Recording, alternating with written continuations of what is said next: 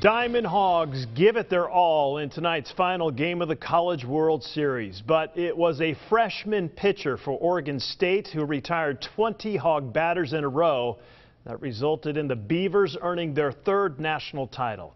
Good evening. Thanks for joining us. I'm Kevin Kelly. Sports Director Wes Moore along with Ben Creighton joining us live from Omaha after a tough series. And guys, this one is going to sting for a while.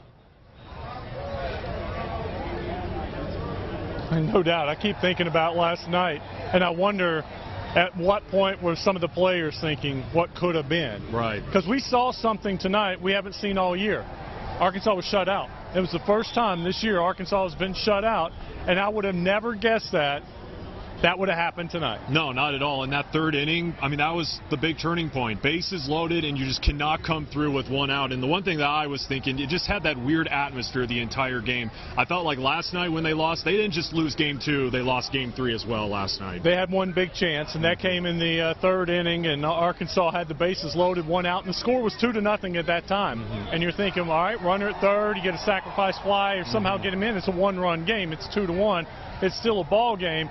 But Heston Kerstadt strikes out Luke Bonfield with a blooper to right that's caught by the right fielder, and the inning was over, and Arkansas didn't get another man on base the rest of the game.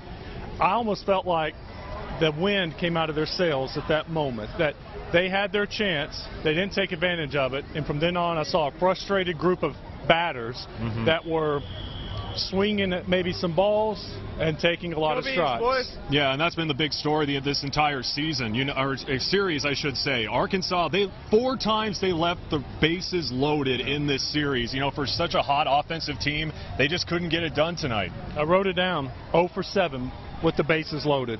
0 for 7 with the bases loaded.